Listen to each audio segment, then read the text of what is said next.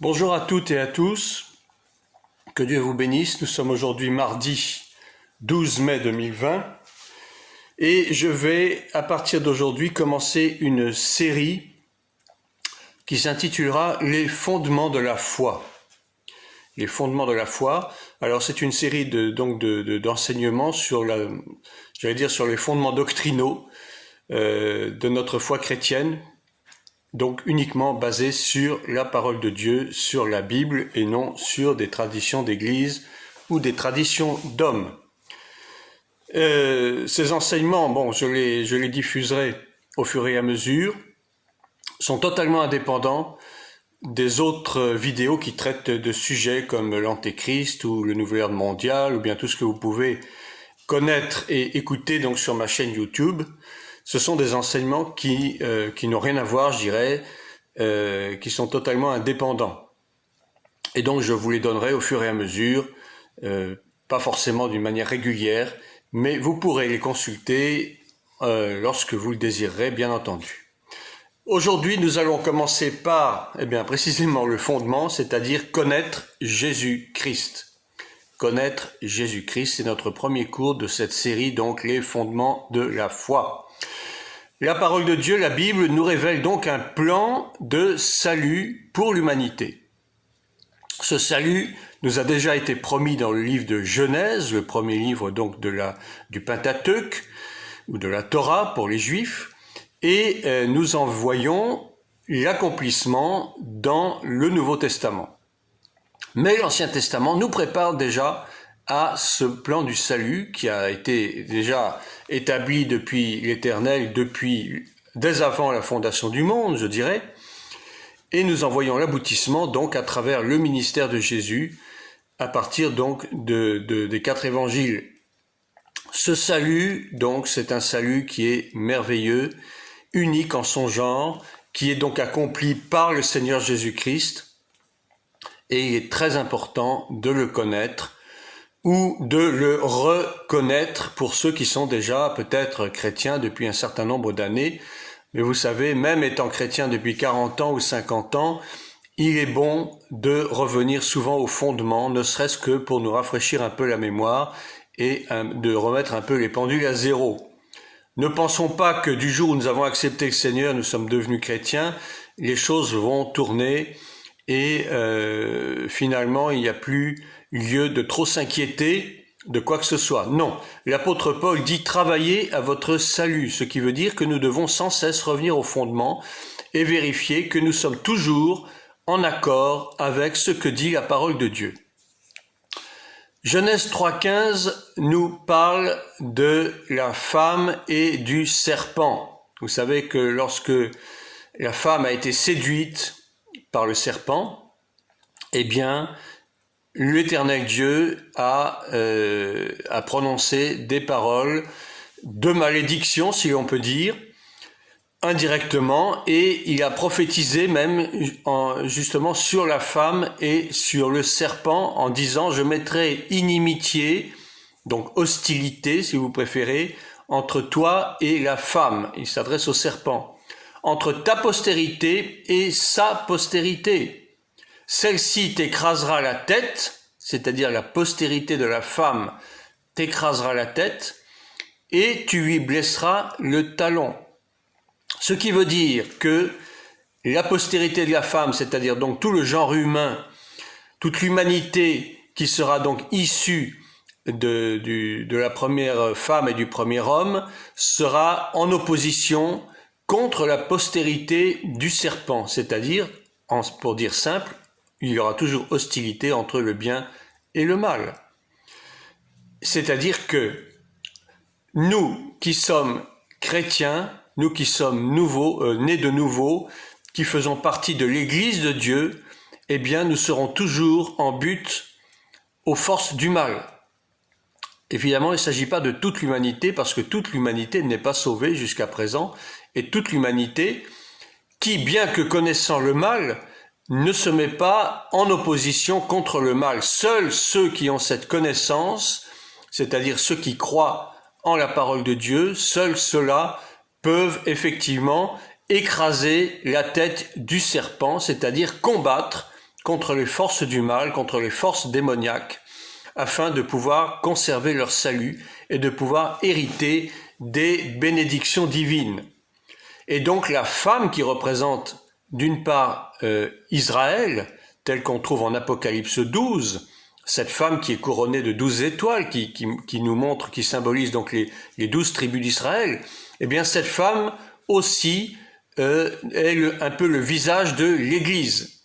Or nous savons que, bien que l'Église n'ait pas remplacé Israël, parce que les promesses qui sont inscrites dans la Bible sont d'abord destinées à Israël, mais comme Israël s'est endurci, Israël n'a pas voulu reconnaître le Messie en son temps, eh bien Dieu s'est tourné vers les païens que nous sommes, et Dieu nous a fait grâce en nous offrant le salut gratuitement.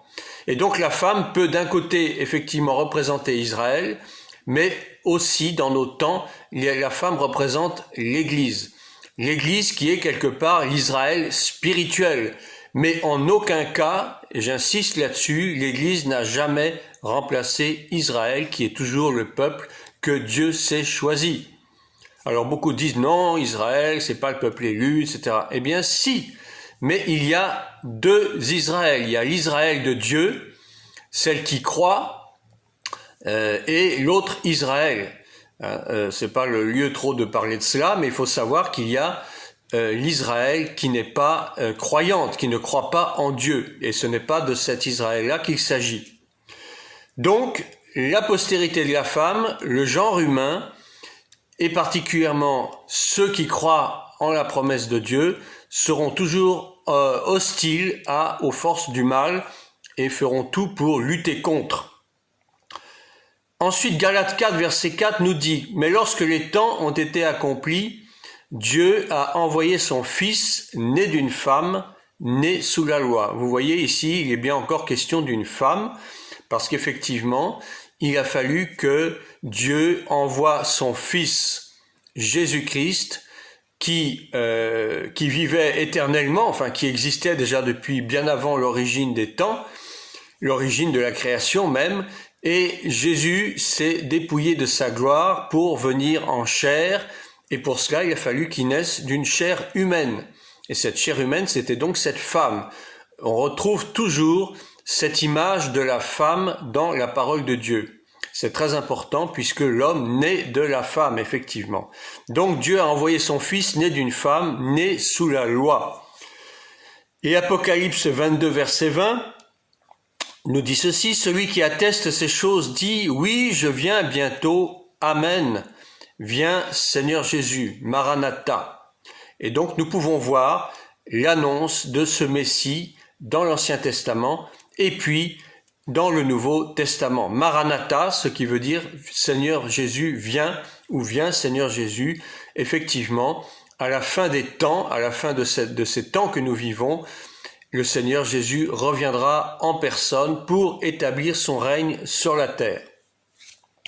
Jésus a été annoncé par les prophètes. Et nous avons de très nombreuses prophéties à travers l'Ancien Testament qui nous annoncent la venue de ce Sauveur, de ce Messie, Messie qui signifie oint, celui qui a reçu l'onction de la part de Dieu. Jésus est donc annoncé en tant que Sauveur du péché de l'humanité, premièrement, et deuxièmement, il a été annoncé comme roi du futur royaume à venir, ce royaume qui sera donc établi sur terre au moment du millénium. Ce millénium, donc cette durée de 1000 ans, qui commencera dès la fin des 7 années de la tribulation, qui est annoncée déjà aussi par les prophètes. Donc, Jésus va assumer ce double rôle en étant sur la terre, à la fois comme sauveur, il est venu pour sauver et non pour perdre, il le dit lui-même. Il n'est pas venu pour juger l'humanité, mais il est venu pour annoncer la voie du salut à travers sa parole. Et deuxièmement, il est venu pour annoncer son futur royaume qui n'est pas encore établi. Ce royaume n'est pas encore établi. Attention, ne confondons pas, le royaume de Dieu n'est pas encore établi sur terre, il le sera en son temps. L'ange Gabriel a fait cette annonce à Marie déjà de cette double attribution, c'est en tant que sauveur et en tant que roi. En Luc chapitre 1 versets 31 à 32, voici ce que l'ange dit à Marie: et voici tu deviendras enceinte et tu enfanteras un fils et tu lui donneras le nom de Jésus. Alors Jésus, c'est la traduction française de Yehoshua. Yehoshua, c'est en hébreu, et Emmanuel, Emmanuel qui signifie Dieu avec nous.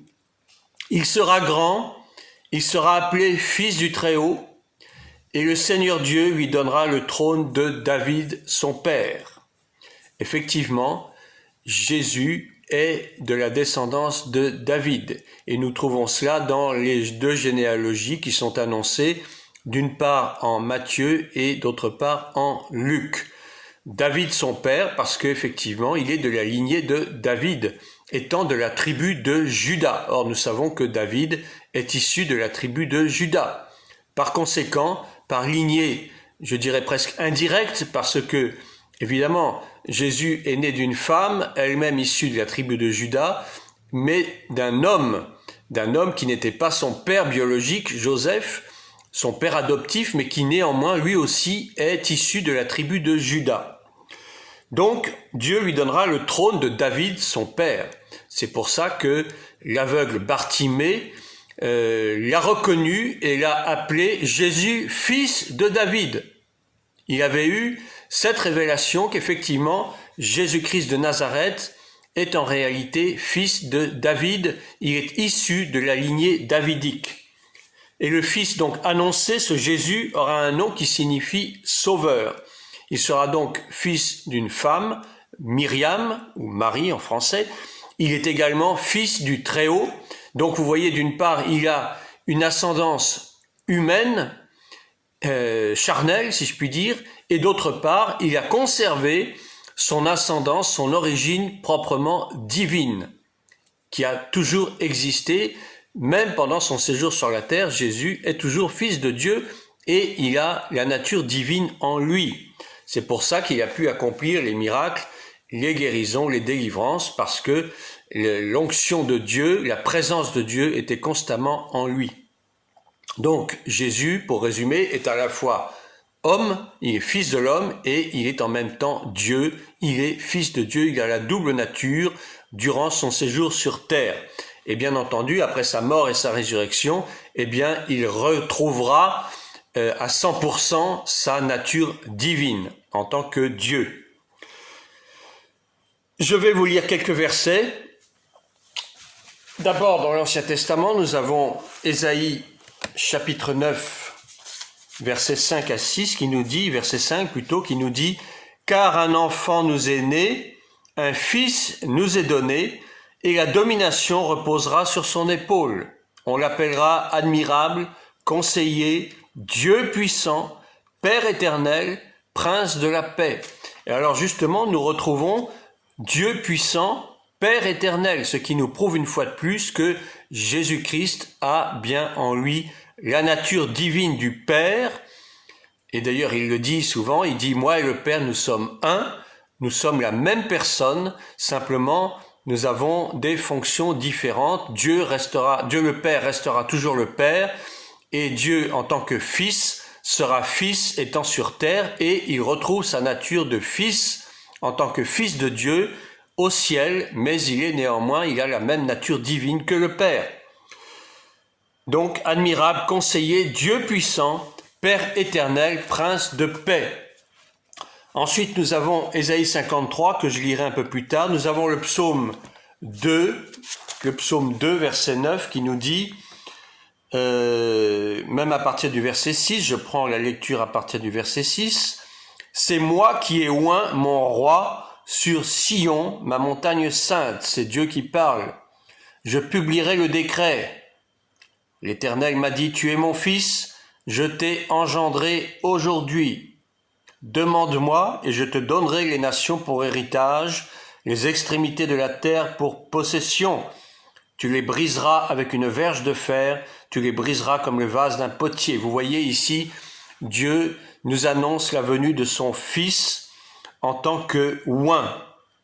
Je t'ai engendré aujourd'hui sur Sion, ma montagne sainte.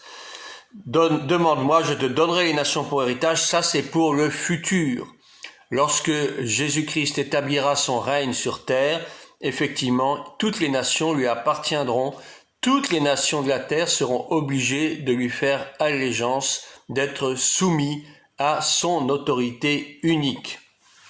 Ensuite, nous avons Ésaïe chapitre 11, verset 14.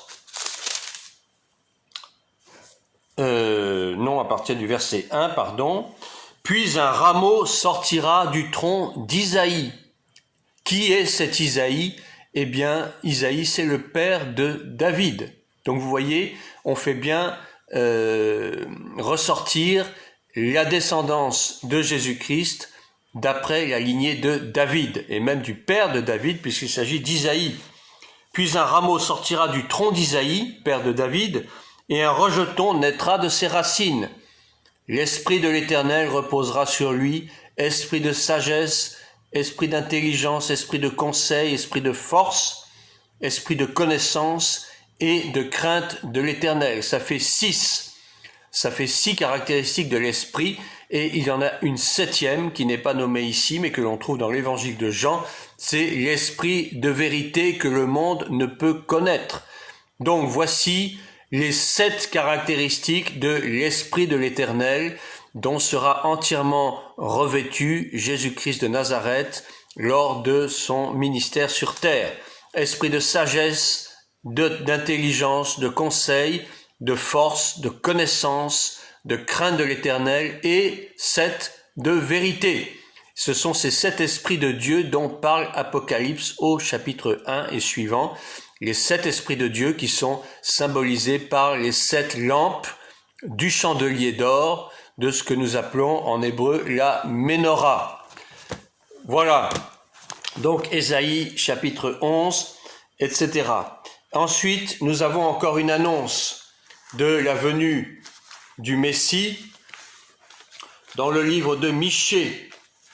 Alors Michée, c'est celui qu'on appelle petit prophète, mais qui n'est pas si petit que cela parce qu'il a annoncé des choses très importantes et même des prophéties assez terribles pour la suite des temps. Et donc Michée au chapitre 5 nous dit « Et toi et Bethléem Ephrata, petite entre les milliers de Juda, de toi sortira pour moi celui qui dominera sur Israël. » Vous voyez, il est bien question d'Israël. Et dont l'origine remonte aux temps anciens, au jour de l'éternité. C'est pourquoi il les livrera jusqu'au temps où enfantera celle qui doit enfanter. Il s'agit bien sûr de Myriam. Et le reste de ses frères reviendra auprès des enfants d'Israël. Israël est au cœur du plan du salut pour l'humanité. Il se présentera et il gouvernera avec la force de l'Éternel, avec la majesté du nom de l'Éternel son Dieu.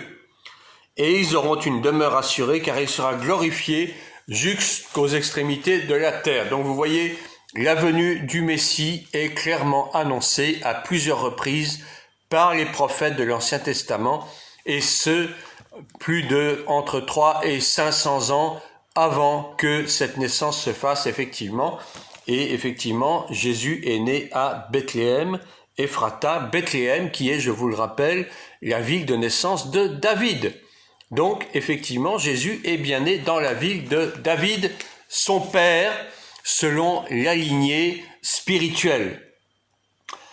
Et puis, nous avons enfin le psaume 22. Alors, il y en a bien d'autres, des références, mais je ne vais pas tous vous les lire, en tout cas toutes vous les lire. Et je termine avec le psaume 22, entre les versets 10 et 12. Oui, tu m'as fait sortir du sein maternel, tu m'as mis en sûreté sur les mamelles de ma mère. Dès le sein maternel, j'ai été sous ta garde, dès le ventre de ma mère, tu as été mon Dieu. Ne t'éloigne pas de moi quand la détresse est proche. Il s'agit toujours du Messie, Jésus-Christ de Nazareth. Et on nous confirme ici, bien entendu, une fois de plus, que Jésus est bien né d'une mère humaine, mais qu'il a pour Dieu comme Père, le véritable Père, c'est Dieu lui-même, l'Éternel Yahweh. Et enfin, je vais vous lire maintenant la prophétie qui est certainement la plus précise et en même temps la plus magnifique, merveilleuse de la Bible, qui concerne Jésus-Christ en tant que sauveur du péché, parce que nous voyons dans ces versets que je vais vous lire maintenant, combien le Seigneur a souffert à cause de nous.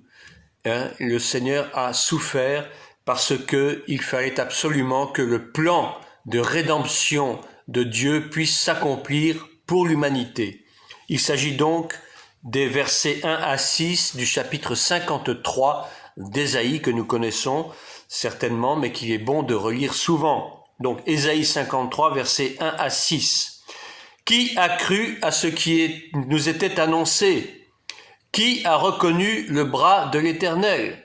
Il s'était levé devant lui comme une faible plante, comme un rejeton qui sort d'une terre desséchée. Il n'avait ni beauté ni éclat pour attirer nos regards. Effectivement, qui a cru à cela? Les pharisiens, les religieux de son époque et même tous ses contemporains n'ont même pas cru à tout ce qui avait été annoncé par les prophètes. Et pourtant, ils connaissaient les prophètes. Ils connaissaient la loi, ils connaissaient la Torah. Et tout cela avait été annoncé déjà depuis longtemps, mais la majorité n'a pas voulu croire à cela. Qui a reconnu le bras de l'Éternel? Effectivement, peu l'ont reconnu. Il s'est élevé devant lui comme une faible plante, comme un rejeton qui sort d'une terre desséchée. Jésus-Christ est venu en chair comme un homme, comme un bébé, comme un petit enfant né dans une crèche, déjà mis à l'écart par tous, puisqu'on dit qu'il n'y avait même pas de place pour eux à l'hôtellerie pour que la mère puisse accoucher. Donc déjà dès le départ, ce Jésus a été mis à part, a été considéré comme moins que rien. D'une terre desséchée. C'est la terre d'Israël qui était desséchée parce que elle était en attente de ce rejeton qui allait pouvoir transformer cette terre desséchée en une terre fertile, en une terre cultivable. C'est une image, certes, mais ce qui prouve que nos vies à nous ont été aussi desséchées tant que nous n'avons pas reconnu ce Jésus-Christ comme Seigneur et Sauveur dans nos vies. Et du jour où nous avons confessé ce Seigneur Jésus, que nous avons reconnu qu'il est bien né de Dieu et qu'il est venu sur terre pour nous sauver, nous apporter le salut, eh bien, cette terre a commencé à être arrosée. Cette terre, c'est notre propre vie. Et du jour où nous avons donc reconnu le Sauveur, eh bien, le désert a commencé à être irrigué et nous avons commencé à fleurir, si je puis dire, et à porter du fruit dans nos vies. Il n'avait ni beauté ni éclat pour attirer nos regards. Effectivement, il n'avait rien pour plaire. Et son aspect n'avait rien pour nous plaire. Méprisé et abandonné des hommes, homme de douleur et habitué à la souffrance. Il a souffert pendant toute sa vie terrestre. Il a été rejeté tout le temps, il a été méprisé tout le temps, on s'est moqué de lui. Cependant, semblable à celui dont on détourne le visage, nous l'avons dédaigné et nous n'avons fait de lui aucun cas. Cependant, ce sont nos souffrances qu'il a portées. C'est de nos douleurs qu'il s'est chargé. Et nous l'avons considéré comme puni, frappé de Dieu et humilié. Mais il était blessé pour nos péchés, brisé pour nos iniquités. Le châtiment qui nous donne la paix est tombé sur lui. Il a pris le châtiment à notre place. Il y a eu substitution véritablement. Et c'est par ces meurtrissures que nous sommes guéris. Nous étions tous errants comme des brebis. Chacun suivait sa propre voie. C'est exactement notre cas à nous. Avant de connaître le Seigneur, nous suivions notre propre voie, qui était une voie de vanité. Et l'Éternel a fait retomber sur lui l'iniquité de nous tous. Le Seigneur a été châtié, a été humilié à notre place. C'est quelque chose qu'il ne faut pas oublier, parce que nous avons constamment la pensée en nous que nous nous sauvons par nos propres forces. Non, ce n'est pas possible.